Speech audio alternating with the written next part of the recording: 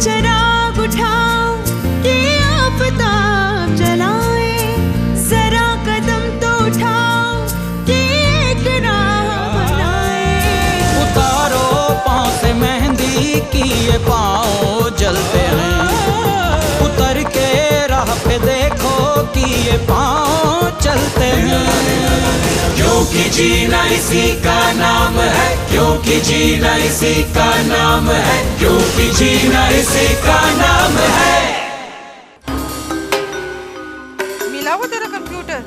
नहीं बुआ, पता नहीं कमरे में भी नहीं है। संभाल के रखना था ना, लापरवाह लड़की। वो यहीं रखा था। आपने देखा क्या? भूला ना, मैं देखती तो क्या तुझे ऐसे परेशान होने देती? माना मैं कंप्यूटर यूज नहीं करती, पर इतना जरूर जानती हूँ कि वो एक जरूरी चीज है, उसमें तेरा प्रोजेक्ट है और तू दिन रात उस पे काम कर रही थी। बस पता नहीं ये क्या हो रहा है। पहले एक तो वो काम नहीं कर रहा था और अब मिल भी नहीं रहा। मेरी सारी मेहनत बेकार हो गई। खुद ही रख के कहीं भूल गई होगी। लापरवाह। अगर तेरी पूछताछ बंद हो गई तो मैं अपना काम कर लूं और तू अपना काम कर। ये लो अपना लैपटॉप। भाभी, ये आपको कहाँ से मिला? मैं लेके गई, देख रही थी कि चल रहा है कि नहीं चल रहा है भाभी, सारी मेहनत खराब हो गई। नहीं चल रहा है। एक बार फिर चल।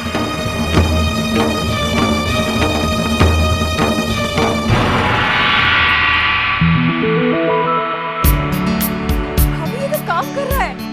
सावी, तू शायद भूल गई थी कि इस घर में एक ऐसा भी इंसान है जो कंप्यूटर के बारे में सब कुछ जानता है। कल रात ऑफिस से आने के बाद तेरे भैया पूरी रात तेरा लैपटॉप ठीक कर रहे थे और सुबह भी ऑफिस तभी गए जब ये लैपटॉप ठीक हो गया। Thank you so much, भाभी। पर अब कोई फायदा नहीं है। क्यों? कब है तेरी प्रेजेंटेशन? आज, और अब कुछ ही देर में शुरू होने वाली है। कोई बात नहीं, अभी भी टाइम है, तू कल्पना को फोन कर। पर कर ना, अरे चल फोन कर।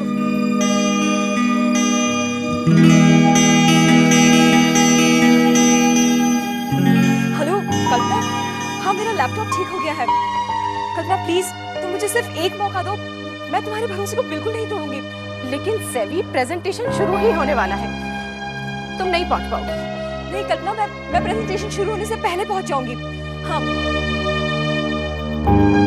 बाय भाभी, थैंक यू।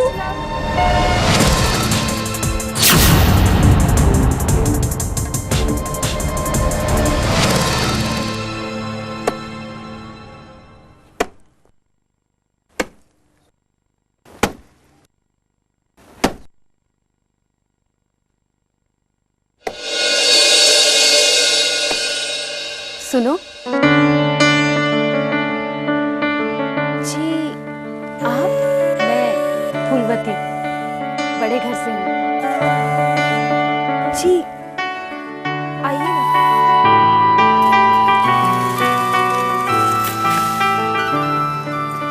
बैठिए।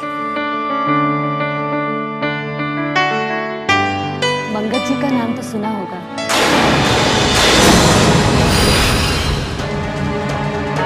जी सुना है। मर्द है हमारे। कैसी है? जी बस तुम्हारे चाचा के बारे में सुना तो बहुत बुरा लगा।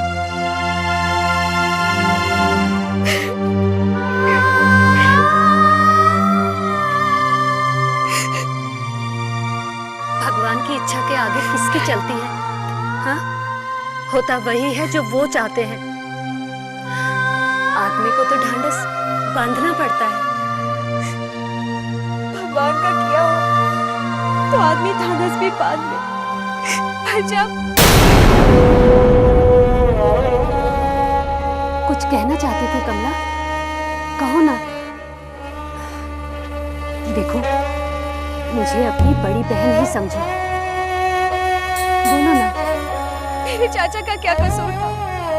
कौन से जन्म की दुश्मनी निकाली गई उनसे? मैंने गांव में सुना कि मास्टर जी ने ये सब। ना जी, ये सब झूठ है। मास्टर जी तो हमारी मदद कर रहे थे। उन्हें तो फंसाया गया है। ये क्या कह रही है कमला? पूरे गांव में तो और फिर मास्टर जी की कलम भी तो मिली थी ना तेरे चाचा के कपड़ों के पास। मास्टर जी तो अपना कलम यही भूल गए। दरअसल उस दिन पंकज जी और मास्टर जी के बीच काफी कहासुनी हुई। इसी बीच मास्टर जी का कलम यही गिर गया। बुरा होने वाला है मेरे साथ है? अगले दिन मेरे चाचा वही लौटाने जा रहे थे कि जब क्या? जब बड़े घर का एक आदमी आकर उन्हें लेवाने गया। तू सच कह रही है कमला? मैं झूठ क्यों बोलूंगी जीजी?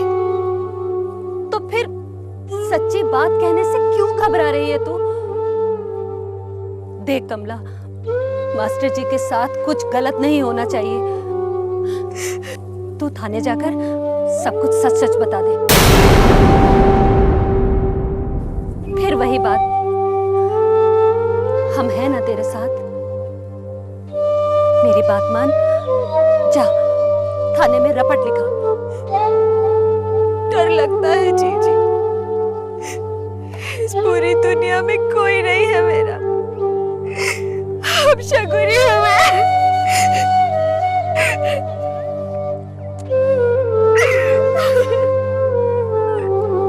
जिसका कोई नहीं होता उसका भगवान होता है पगली।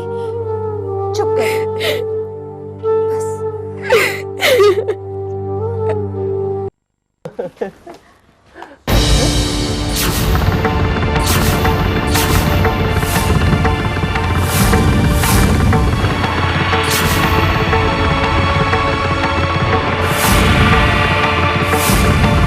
यहाँ खुदा, ये सब क्या हो गया?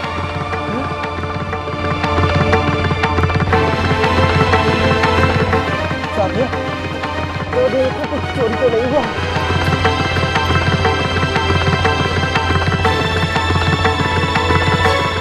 सामान तो शायद कुछ नहीं है, लेकिन हमने किसी का क्या बिगाड़ा? ये हमें धमकाने और खौफ दिखाने के लिए किया गया है। लेकिन हमारे साथ ही क्यों? सादिया, ये बेटी को आसरा देने की सजा है शायद।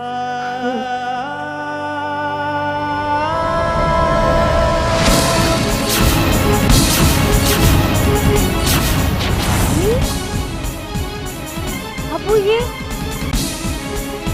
सब किसने किया? ये सब हम पर आसमान टूट पड़ा शब्द। अम्मी, ये किसी इंसान की शैतानी है और आप आसमान टूटना कह रही हैं।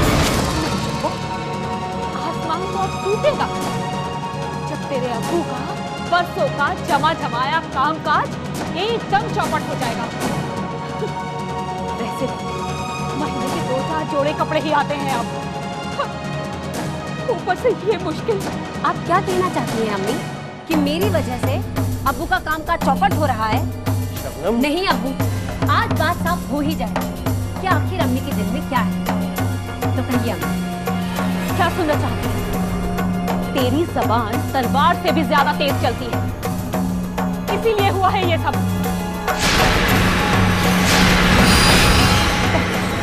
घर छोड़ दिया और अब हमारा यहाँ रहना भी मुश्किल कर दिया। तो ठीक है, मैं यहाँ से चली जाती हूँ। शौहर के घर न सही, खुदा के घर।